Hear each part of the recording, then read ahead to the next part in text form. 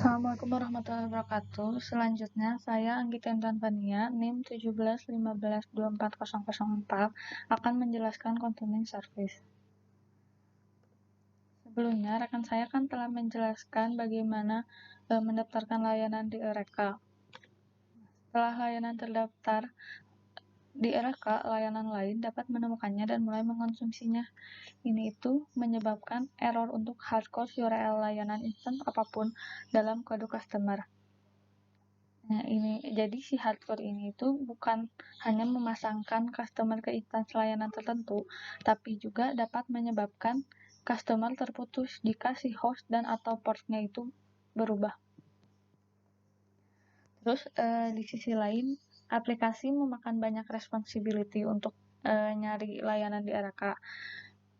Jadi RK dapat membalas pencarian dengan banyak instance untuk layanan yang sama. Misalkan, jika si customer minta layanan ingredient, customer akan nerima setengah lusin instance layanan sebagai return-nya.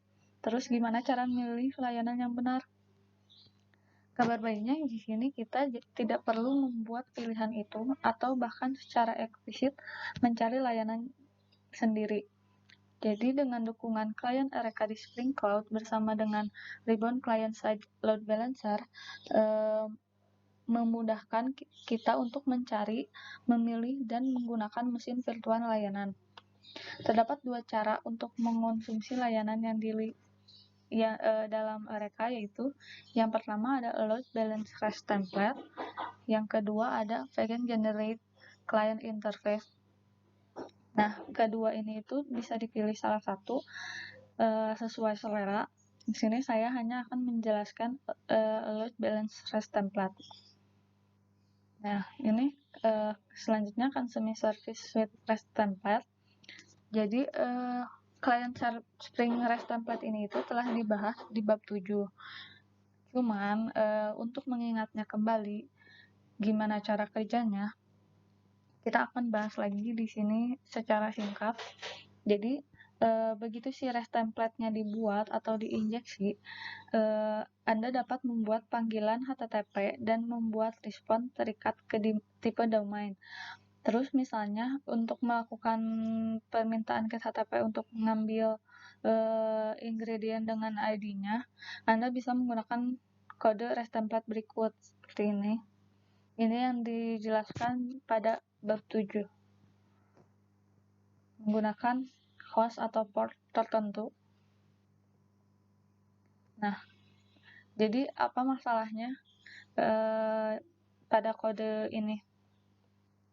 Satu-satunya masalah dengan kode ini itu yaitu URL yang diteruskan dari get for object di hardcore ke host dan port tertentu.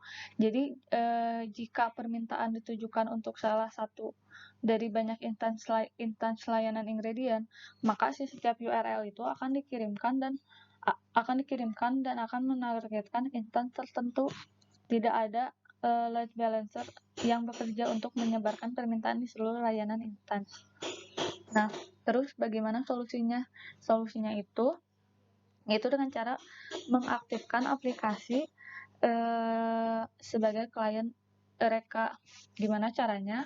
Dengan cara mendeklarasikan bin load balance REST template, yaitu dengan mendeklarasikan bin REST template biasa, tapi diberi catatan metode anotasi bin dengan anotasi load balance seperti ini.